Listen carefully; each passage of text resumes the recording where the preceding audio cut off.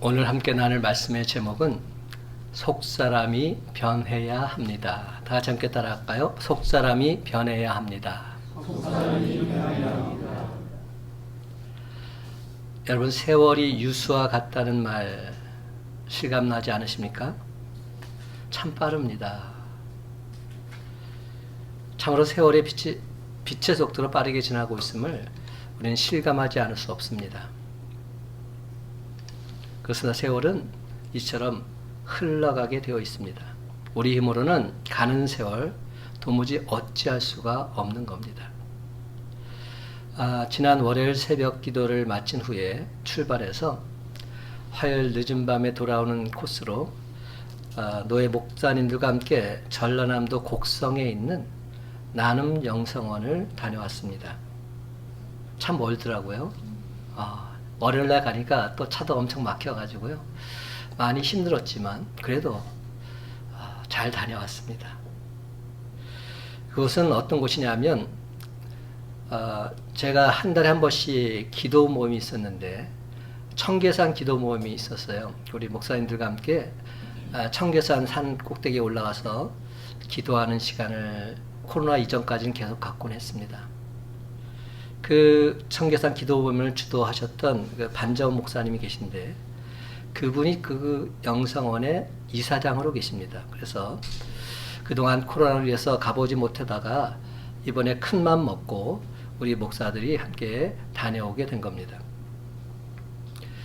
저는 청계산 기도 모임 때부터 익히 들어서 잘 알고 있었던 그 나눔 영성원 원장 장로님에 대한 호기심이 있었던 게 사실입니다. 원장님이 장로님이세요.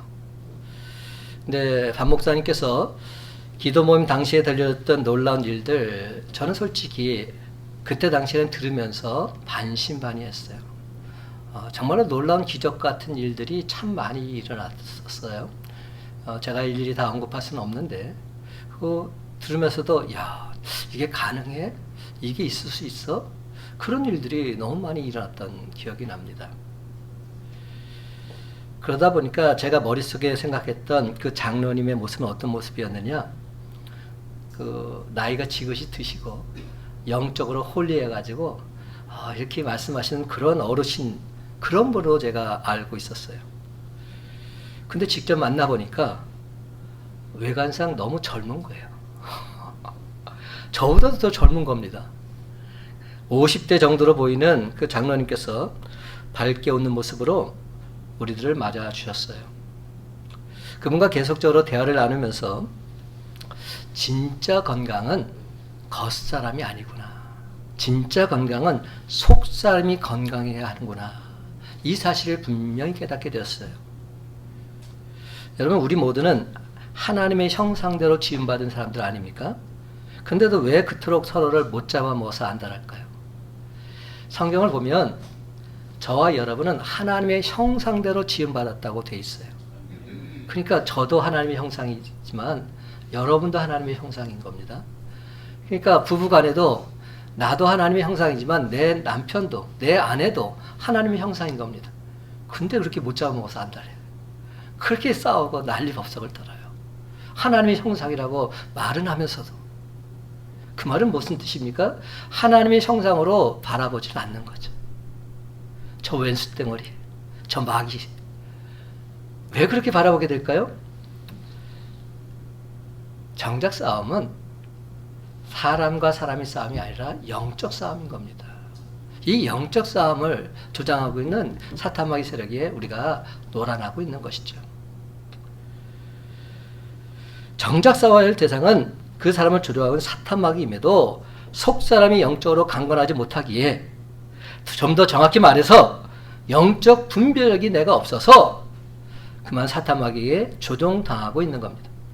에베소 6장 12절은 말합니다. 우리의 씨름은 혈과 육을 상대하는 것이 아니요 통치자들과 권세들과 이 어둠의 세상 주관자들과 하늘에 있는 악의 영들을 상대합니다. 악의 영들을 상대하는 것입니다. 여러분, 얼마 전에 2023년이 시작된 것 같은데 벌써 상반기의 끝자락에 와 있습니다. 무더운 여름철 정신없이 보내고 나면 나뭇잎들이 옷을 벗는 가을이 오게 되고 흰눈 사이로 썰매를 타고 캐롤성을 부르다 보면 또 한 해가 지나고 우리 모두는 나이를 한 살씩 더 먹게 되는 겁니다. 이런 말이 있어요. 나이 먹는 것이 반가우면 아직 젊은 것이고, 나이 먹는 것이 반갑지 않으면 늙은 것이다. 여러분 어떠세요? 나이 먹는 것이 반갑습니까? 아멘? 내 소리가 나왔어 지금? 거짓말 하지 마세요. 나이 먹는 것이 반가운 사람 이 자리는 없을 것 같아요. 애들은 반가워요. 빨리 나이 먹었으면 좋겠다. 빨리 어른 됐으면 좋겠다. 애들은 그러는데 청소년만 돼도 이제 나이 먹은 것을 별로 좋아하지 않더라고요. 그런 관점에서 볼 때 우리 모두는 다 늙어가고 있는 겁니다. 누구에게나 늙어간다는 건 그리 유쾌한 일은 아니지요. 육신이 쇠약해지고 많은 것을 상실해 가고 있기 때문에. 하지만 다른 관점에서 보면 유쾌한 일도 있습니다. 영적으로 보면 점점 더 하나님께 가까워지고 영원한 본향, 저 천국에 다가가고 있는 겁니다. 지난 6월 3일 날 상암 월드컵 경기장에서 뭐가 있었는지 아십니까?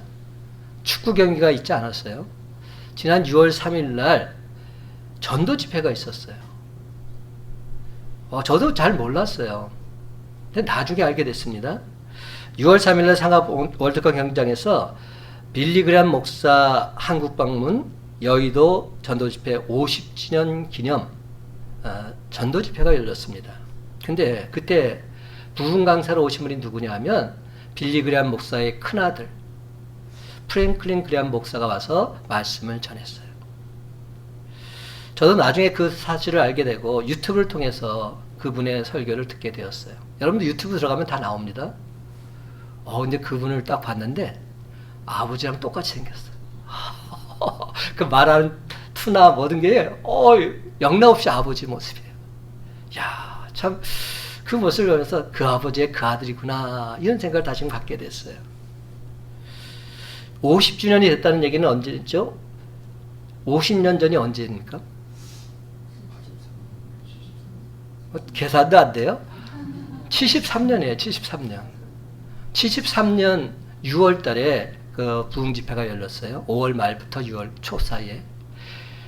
그때 제가 중학생이었어요. 중학생이었는데 그때 저희 교회 아버지가 심호하시던 교회가 무학교회였는데 왕십리에 있는 교회입니다. 그 교회인데 제가 어떤 마음이 들었는지 모르겠는데 저 혼자 버스를 타고 이 마포까지 와서 마포대교를 건너서 여의도에 와서 그 말씀을 제가 들었던 기억이 납니다. 중학생애가. 제가 그때 생각이 지금도 나는데 마포에서 딱 내리니까 사람들이 쫙 앞으로 가는 거예요. 그 모든 사람들이 어디로 가나 봤더니 다 여의도로 가는 겁니다. 마포대를 걷는데 꽉 차서 그 마포대를 건너갈 때 그 놀라운 광경들을 볼 때 제 어린 마음에 정말로 대단하다 이런 생각을 했던 기억이 납니다. 그 당시에 여의도 광장에 가서 빌리그램 목사님의 설교를 듣고 김정한 목사님의 통역을 들으면서 얼마나 제가 은혜를 받았겠지요. 그래서 아마 제가 지금 이 자리에 서게 된지도 모르겠어요. 근데 여러분 그런 일들이 오늘날에도 계속 이어지고 있는 겁니다. 육신의 시간은 흐르면 새어 낡아진 것 같지만 영적인 계보는 결단코 끊어지지 않고 계속 이어지고 있음을 똑똑히 목도하게 되는 겁니다. 근데 오늘 본문에도 바로 그런 내용의 말씀이 기록되어 있습니다. 사도 바울은 말합니다. 육신은 나이가 들수록 쇠약해지고 추일지 모르겠지만 우리 영혼은 날마다 새로워진다 말합니다. 그렇습니다. 우리 육신의 나이 때는 거친 모습일지 모르겠지만 영혼의 나이 때는 곱고 아름다운 모습이라는 겁니다. 그래서 사도 바울은 나이 드는 것이 결코 불쾌한 게 아니다 말합니다. 오히려 나이 드는 것이 반가울 수 있다 말합니다. 그럼 여러분 오늘 시간 진지하게 한번 생각해 보시기 바랍니다. 내 영혼의 나이테는 얼마나 곱고 아름답게 새겨지고 있는가? 내 영혼의 나이테는 얼마나 곱고 아름답게 새겨지고 있는가?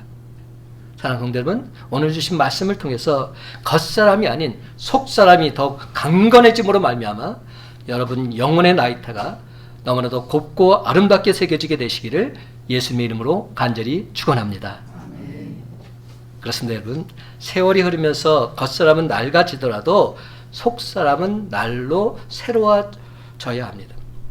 속사람은 날로 새로워져야 하는 것, 이것이 진리입니다.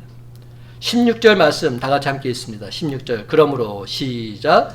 그러므로 우리가 낙심하지 아니하노니 우리의 겉사람은 낡아지나 우리의 속사람은 날로 새로워지도다. 아멘. 먼저 세월의 흐름과 겉사람의 낡아짐을 한번 살펴보십시다. 여러분 16절 말씀을 보면 우리의 겉사람은 낡아지나 이렇게 표현합니다. 우리 인간은 육체와 영혼으로 되어 있습니다. 육체는 겉사람, 영혼은 속사람입니다. 육체는 태어나서 일정 기간 동안은 성장합니다. 약 25년 정도 성장한다고 합니다. 그 후로는 점점 노화됩니다. 아무리 건강한 사람이라 할지라도 20대 후반이 되면 자기도 모르게 노화되기 시작하는 겁니다. 그래서 육체적으로 예민한 운동선수들의 경우를 보게 되면 30세만 넘어도 벌써 은퇴 소리가 나오는 것을 보게 됩니다. 이처럼 육체는 세월이 가면 갈수록 쇠퇴하게 되어 있어요. 이전 성경인 개역 한글을 보게 되면 겉사람은 후패하나 이렇게 기록되어 있습니다. 여기서 후패하다는 말이 무슨 뜻입니까? 낡아지다, 닳아서 헤어지다, 썩다 이런 뜻을 가지고 있습니다. 우리 육체가 이렇게 된다는 겁니다. 특히 중년을 넘어가면서 육체의 노화 현상이 확연하게 나타나기 시작합니다. 어느 날 문득 머리카락이 빠지거나 휘어지고 쉽사리 피로를 느끼면서 신체 기능이 예전 같지 않음을 절감하게 되지요. 성경에도 보면 인간의 육체가 낡아지는 모습 곳곳에 나와 있습니다. 그 중에서도 노아의 모습을 가장 리얼하게 묘사하고 있는 구절이 있는데 전도서 말씀입니다. 전도서 12장 3절에서 5절 말씀 다 같이 화면을 보면서 함께 읽어봅시다. 그런 날에는 함께 있습니다. 시작. 그런 날에는 집을 지키는 자들이 떨 것이며 힘 있는 자들이 구부러질 것이며 맷돌질하는 자들이 적음으로 그칠 것이며 창들로 내다보는 자가 어두워질 것이며 길거리 문들이 닫혀질 것이며 맷돌 소리가 적어질 것이며 새 소리로 말미암아 일어날 것이며 음악하는 여자들은 다 쇠하여질 것이며 또한 그런 자들은 높은 곳을 두려워할 것이며 길에서는 놀랄 것이며 살구나무가 꽃이 필 것이며 메뚜기도 짐이 될 것이며 정욕이 그치리니 이는 사람이 자기의 영원한 집으로 돌아가고 조문객들이 거리로 왕래하게 됨이니라. 아멘. 이 말씀 굉장히 재미있는 표현들로 가득 차 있어요. 노화 현상에 대한 비유적인 표현들인데 한번 물어볼게요. 여기 집을 지키는 자들이 떨 것이며 집을 지키는 자는 뭘 말하고 있을까요? 집을 지키는 자는 뭘 말할까요? 뭐가 이렇게 떨죠? 손을 떨게 되잖아요. 이렇게. 우리가 나이를 먹게 되면 이렇게 손을 떨게 됩니다. 집을 지킨 자는 바로 손을 떠는 모습을 나타내고 있는 겁니다. 늙으면 무기력해져서 손이 떨리는 것을 비유한 것이지요.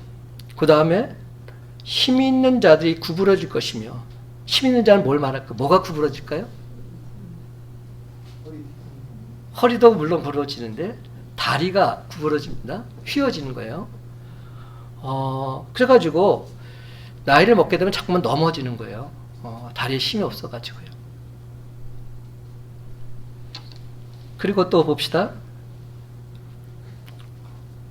맷돌질을 하는 자들이 적음으로 그칠 것이면 맷돌질은 또 뭘 말할까요? 맷돌은 맞아요. 이빨을 가리킵니다. 치아를 가리켜요. 그러니까 이가 빠져서 쉽게 어려워진다는 겁니다.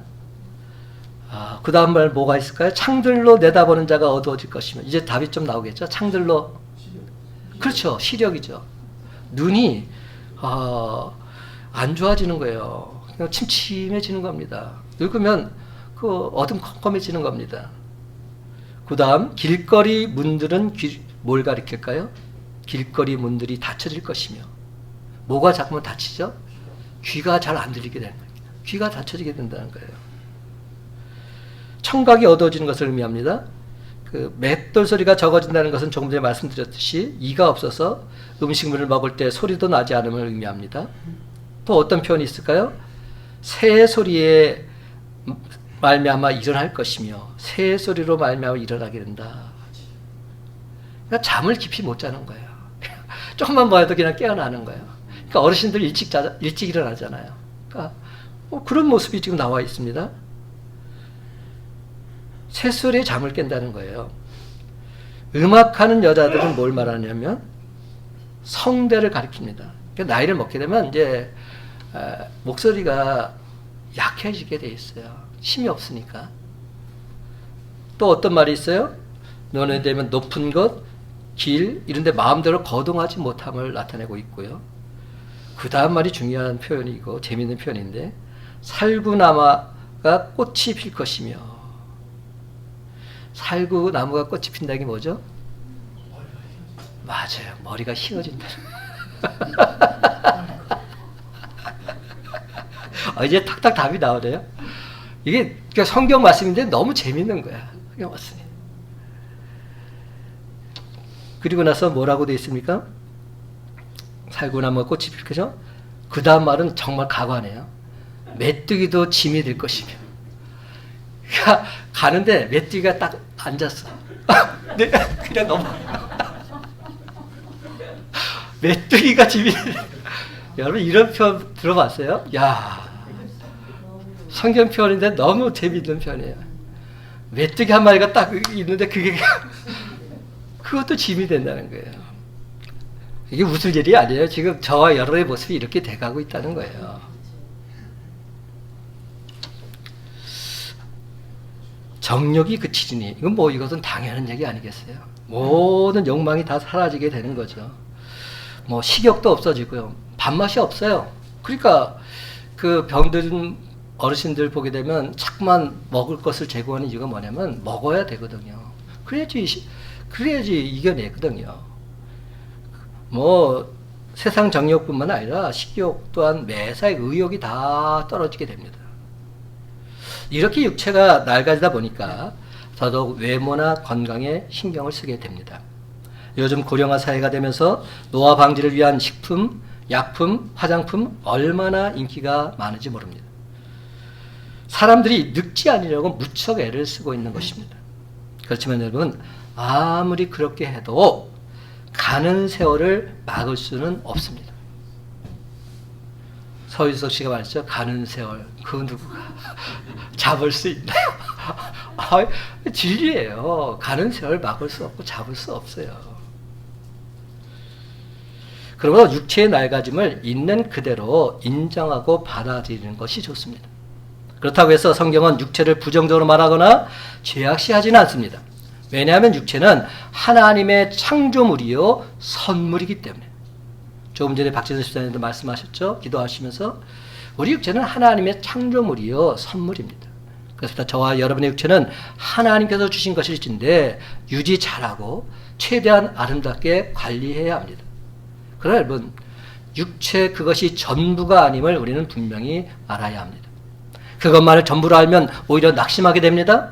그러니 너무 육체의 낡아짐에 마음을 빼앗기지 마시기 바랍니다. 그것은 결단코 주목할 대상이 아닙니다. 그렇다면 우리가 진정 주목해야 될 대상 무엇입니까?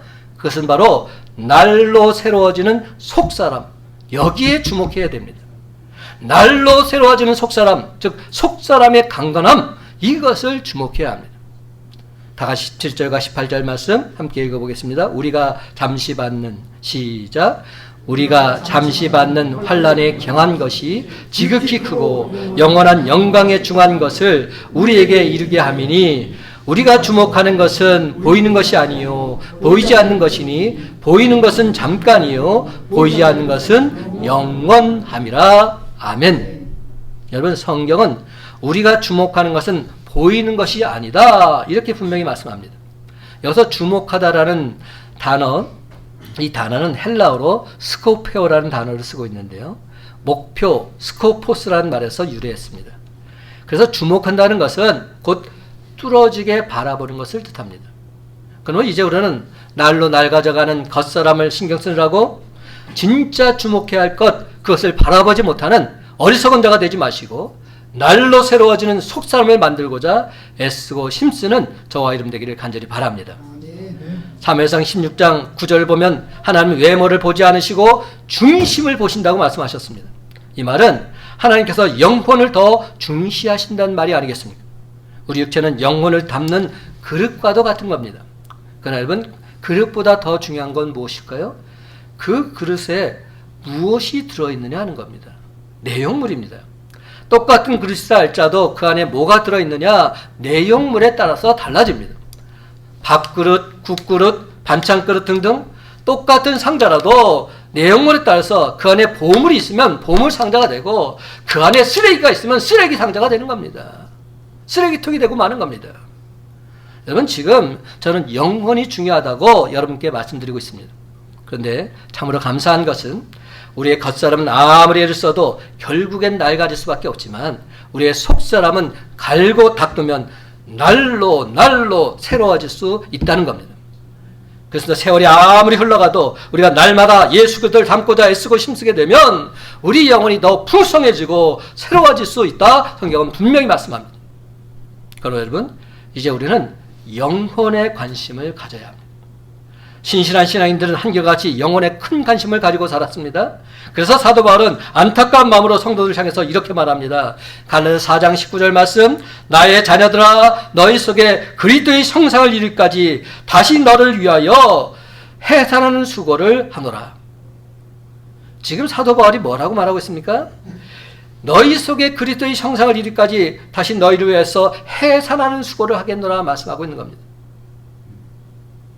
얼마나 사도 바울이 성도들의 영혼이 변화돼서 그리스도의 형상을 이루도록 애쓰고 힘썼던지 해산한 수고를 하고 있다 말하고 있는 겁니다. 이는 예수님의 수제자 베드로도 마찬가지입니다. 베드로서 3장 3절과 4절은 말합니다.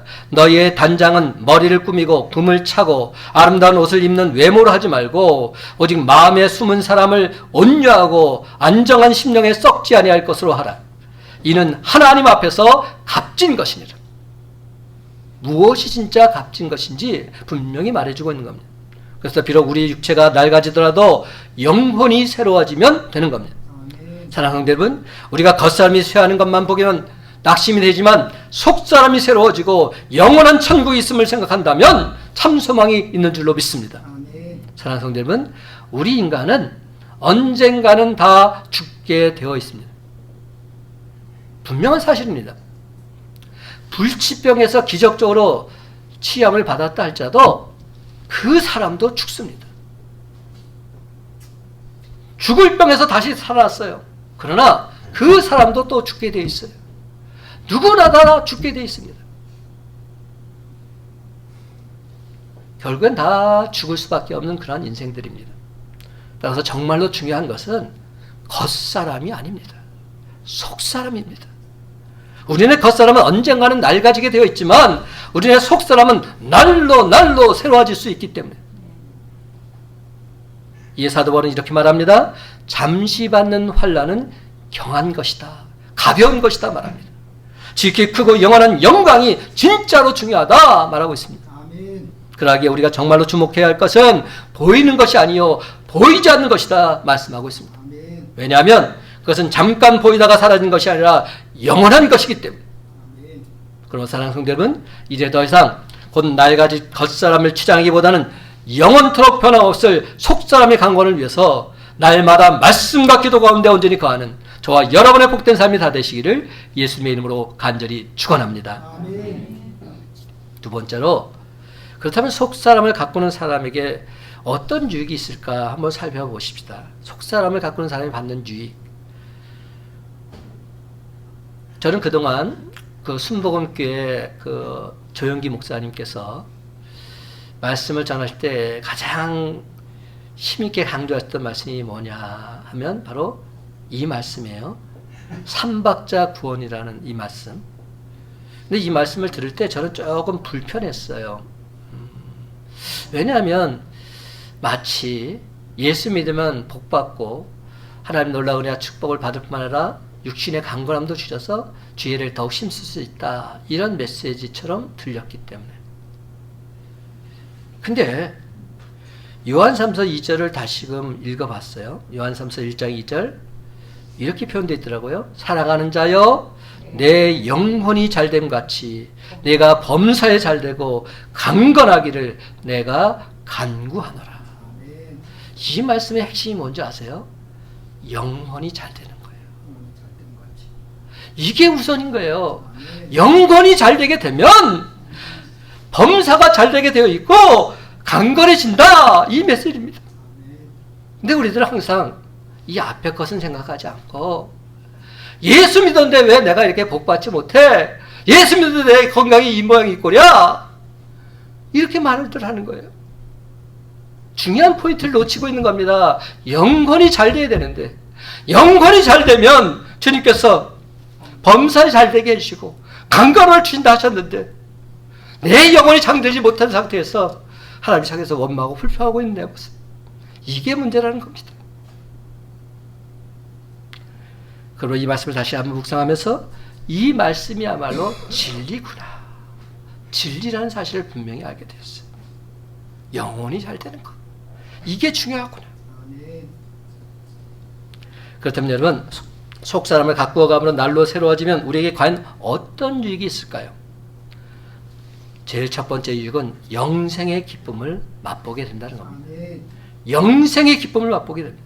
우리 영혼 가운데 예수를 모시고 있다면 우리는 영생을 얻습니다. 근데 영생은 장차 천국에 가서 얻는 것만이 아닙니다. 예수 그리스도를 나의 구주로 모심으로 이미 우리 영혼에 시작된 것입니다. 우리는 뭐니 해도 머니가 최고라고 말들 합니다. 하지만 머니는 될 것도 아닙니다. 돈보다 더 좋은 것입니다. 더 풍요로운 것입니다. 예수 믿고 영생을 얻으면 이 험한 세상을 살면서도 환경을 초월해서 하늘에 속한 신령한 평안, 신령한 기쁨 온전히 맛볼 수 있게 되기 때문에, 그래서 우리는 이렇게 찬송할 수 있습니다. 내 영혼이 은총 입어. 찬송가 438장 3절. 높은 산이 거친 들이 초막이나 궁궐이나 내 주 예수 모신 곳이 그 어디나 하늘나라. 할렐루야 찬양하세. 내 모든 죄 사함 받고 주 예수와 동행하니 그 어디나 하늘나라. 아멘입니다. 할렐루야 찬양하세. 내 모든 죄 사함 받고 주 예수와 동행하니 그 어디나 하늘나라 천국입니다. 이렇게 노래하고 있는 겁니다. 그리고 두 번째는 천국 소망을 갖게 됩니다. 여러분, 천국은 육안으로 볼 수 없습니다. 그러나 영혼을 통해서는 볼 수 있습니다. 영혼이 맑지 않으면 천국이 보이지 않지만 그 영혼이 날로 새로워질수록 천국은 명료하게 보입니다. 이게 곧 천국 소망입니다. 이 소망이 넘치면 이 세상에서 겪는 고난 능히 이길 수 있습니다. 왜냐하면 천국 소망을 보게 되면 그것이 너무나도 엄청나기에 세상 고난 새털처럼 가볍게 여기게 되기 때문에 아무것도 아닙니다. 로마서 8장 18절은 말합니다. 생각하건대 현재의 고난은 장차 우리에게 나타날 영광과 좋게 비교할 수 없도다. 비교할 수 없습니다. 또 한 가지 어떤 유익이 있을까요? 세 번째 유익은 육체의 건강과 아름다움을 덧입게 된다는 겁니다. 육체의 건강과 아름다움. 여러분, 영혼이 날로 새로워지면 그것이 육체에도 영향을 줍니다. 설교 모두에 제가 영성원 원장 장로님 나이가 50대 정도 보인다 이렇게 말씀드렸죠. 제가 물어봤더니 그분이 60년생이더라고요. 저보다 한 살 어린 겁니다. 근데 너무 젊어 보여요. 저도 솔직히 한동안 했잖아요. 아닌가 보죠? 막 비웃네. 옛날에 한동안이라고 말도 많이 들었어요. 그런데 지금은 나이는 못 쓰겠지만, 그런데 이 장로님이 너무 피부가 맑고 깨끗해요. 정말 부럽더라고요. 그냥 50대라 해도 믿겠어요. 정말로 깨끗하고 그런 밝게 웃는 모습을 보여주시더라고요. 여러분, 우리말 얼굴에 이 얼굴은 본래 얼꼴에서 왔다고 합니다. 얼은 우리가 얼 하면 영혼을 의미하고요. 얼, 그렇죠? 꼴은 모양을 말합니다. 그러니까 영혼의 모양이 얼굴이에요.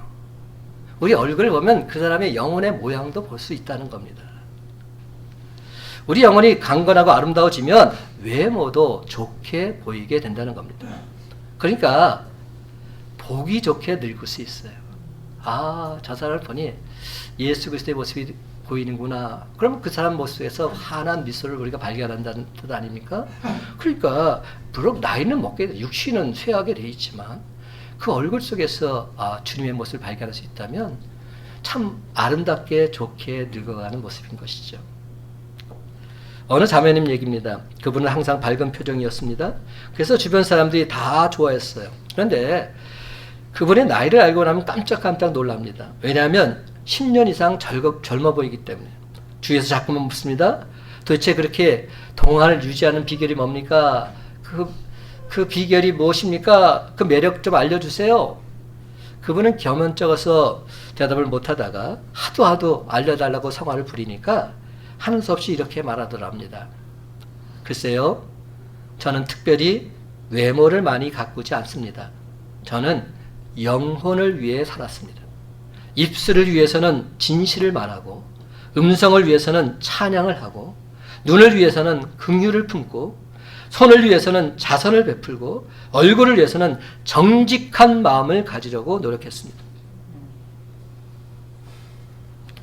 흔히 자주 분노하는 사람은 인상이 험하게 바뀌는 것을 보게 됩니다. 찡그리면 안면 근육 72개가 움직이고 미소를 지으면 안면 근육 14개가 움직인다고 말들 합니다. 그래서 웃으면 주름이 덜 생기고 생겨도 곱게 생긴다는 겁니다. 실제로 연로해서 주름이 생긴 분들을 가만히 살펴보면 어떤 분은 주름이 웃고 있어요. 근데 어떤 분은 주름이 막 화를 내고 있어요. 오랜 세월을 거치면서 인생이 달라진 겁니다. 그 인상 자체가 달라진 거예요. 영혼의 평안과 기쁨이 있으면 분명히 얼굴 또한 좋아지게 돼 있어요. 이는 건강의 문제도 마찬가지입니다. 건강은 물론 유전적인 요인이나 환경적 요인이 있기 때문에 함부로 말할 수 없습니다. 그러나 보편적으로 영혼의 상태가 육체의 건강에 영향을 끼친다는 것 틀림없는 사실입니다. 잠언 17장 22절은 말합니다. 마음의 즐거움은 양약이라도 심령의 근심은 뼈를 마르게 하느니라. 즐거운 마음을 가지면 그것이 양약이 되지만 근심 걱정이 심령 가운데 살게 되면 뼈를 마르게 한다. 성경이 말하고 있는 거예요. 마지막 네 번째는 부활 소망이 있습니다. 가장 중요한 것이라 할 수 있는데 사망 것을 이기고 다시 사는 부활 소망. 이는 영혼만 부활하는 것이 아닙니다. 육체도 완전히 새롭게 부활하는 겁니다. 빌립보서 3장 20절과 21절은 말합니다. 그러나 우리의 시민권은 하늘에 있는지라 거기로부터 구원하는 자 곧 주 예수 그리스도를 기다리노니 그는 만물을 자기에게 복종하게 하실 수 있는 자의 역사로 우리의 낮은 몸을 자기 영광의 몸의 형체와 같이 변하게 하시리라. 분명히 예수님처럼 부활체로 우리도 변화될 것이다 말씀하고 있는 겁니다. 사랑하는 성도 여러분, 날마다 속사람을 갖고 나가므로 영생의 기쁨, 천국 소망, 육체의 건강과 아름다움 물론이요 끝까지 부활의 참소망을 갖고 살아가는 저와 여러분의 복된 삶이 다 되시기를 예수님의 이름으로 간절히 축원합니다. 아멘. 마지막으로 속사람을 아름답게 가꾸는 방법 도대체 무엇일까 한번 살펴보십시다. 속사람을 아름답게 가꾸는 방법, 중요한 것이 속사람이 강건해야 겉사람까지도 강건해질 수 있기 때문에. 그렇다면 구체적으로 어떻게 우리 속사람을 아름답게 가꿀 수 있을까요? 첫 번째는 마음의 문을 통제할 수 있어야 합니다. 마음의 문을 컨트롤할 수 있어야 한다는 겁니다. 굉장히 중요해요. 우리 마음속에는 세상의 악한 것들이 자꾸만 밀고 들어옵니다. 따라서 우리가 마음의 문을 잘 통제하는 것, 이것이 중요합니다. 예를 들면 우리가 혼자 집에 있을 때는 함부로 문을 열지 않죠. 벨이 울리면 신원을 파악하고 유익한 사람만 집으로 들입니다. 이와 마찬가지로 우리 마음속에 좋은 것들만 선별해서 받아들여야 한다는 겁니다. 미움, 질투, 의심, 교만, 불안 등등 무익하고 악한 것들 예수의 이름으로 물리쳐 나가야 합니다. 그리할 때 우리는 진정 속사람을 순결하게 보존해 나갈 수 있습니다. 두 번째는 죄악의 잡초를 제거해야 합니다. 이게 무슨 말이냐? 마음의 문을 통제하는 것과 더불어서 중요한 게 있는데 우리 마음속에는 항상 죄성이 도사리고 있습니다. 밖에서 밀고 들어오는 악한 것들을 제 아무리 잘 막는다 할지라도 내 속에서 이미 죄악의 잡초가 자꾸만 돋아나고 있다는 사실입니다. 이는 우리가 육체를 갖고 사는 한 피할 수 없는 겁니다. 농사하는 분들이 말을 들어보면 지금 같은 온열 같은 때 정말이 너무나도 바쁘다고 해요. 그리고 너무 힘들다고 해요. 왜 그런가 물어봤더니 잡초를 뽑는데 뽑고 돌아서면 또 금방 다시 돌아나고 뽑고 돌아서면 금방 또 다시 돌아나고 그래서 계속 잡초를 제거하다 보면 진이 다 빠진다고 합니다. 그런데 여러분 이는 우리 마음도 마찬가지 아닐까요?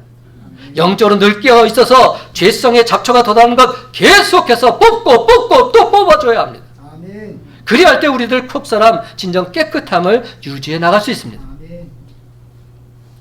세 번째는 말씀과 기도로 늘 성령 충만해야 합니다. 여러분 마음에 악한 것들이 들어오는 것을 막고 마음속에서 죄가 솟아나는 것을 조심하는 것 어디까지나 이것은 소극적인 자세입니다. 최선의 방어는 공격이란 말이 있지 않습니까?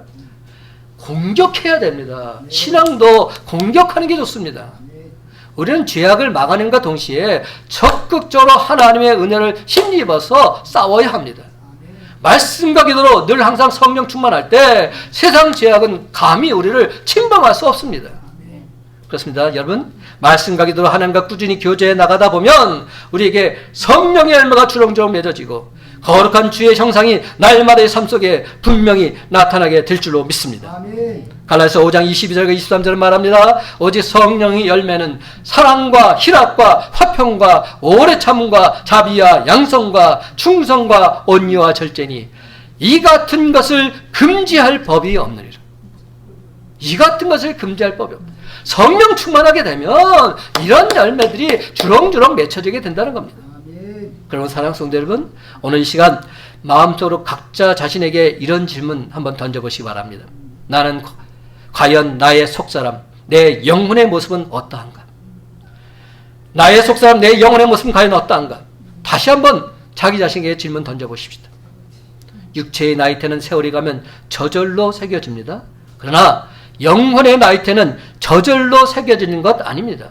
저절로 그려지지 않습니다. 10년, 20년, 30년 아니 그 이상 신앙생활을 했다 할지라도 여전히 1살, 2살 갓난아기에 머무를 수밖에 없습니다. 신앙생활을 오래 한 연륜이 문제가 아닙니다. 영적인 나이테는 여전히 어린아이 수준에 머무를 수 있다는 겁니다. 영적으로 날마다 경건에 이르기를 힘쓰고 했을 때 비로소 우리는 영혼의 나이 또한 먹게 되는 겁니다. 여기에 우리에게 주는 하나님 말씀이 있습니다. 디모데전서 4장 7절과 8절 말씀. 망령되고 허탄한 신화를 버리고 경건에 이르도록 내 자신을 연단하라. 육체의 연단은 약간의 유익이 있으나 경건은 범사에 유익하니 금생과 내생의 약속이 있느니라. 아멘. 경건은 범사에 유익하니 이 세상과 저 천국에서도 약속이 있는 말씀이다. 분명히 말씀하고 있는 겁니다. 그래서 날마다 경건에 이르도록 나 자신을 연단할 때 우리 영혼은 낡아진 육체와는 달리 날로 새로워지게 될 줄로 믿습니다. 아멘. 우리 영혼의 나이테는 곱고 아름다운 모습으로 하나둘 완벽하게 새로워지게 될 줄로 믿습니다. 아멘. 이제 말씀했습니다. 사랑하는 성도 여러분, 오늘 이 자리에 나온 저와 여러분 모두 영혼의 나이테가 곱고 아름답게 새겨짐으로 말미암아 진정 하나님의 기쁨이요 하나님의 자랑거리가 다 되시기를 간절히 바랍니다. 그렇습니다. 여러분, 우리네 속사람이 이제는 변해야 합니다. 이제는 속사람이 강건해져서 날마다의 삶 속에서 천국의 기쁨과 한결을 맛보며 살다가 저 천국에서 우리 주님 품 안에서 영생복락을 누리는 저와 여러분의 복된 삶이 다 되시기를 예수님의 이름으로 간절히 축원합니다.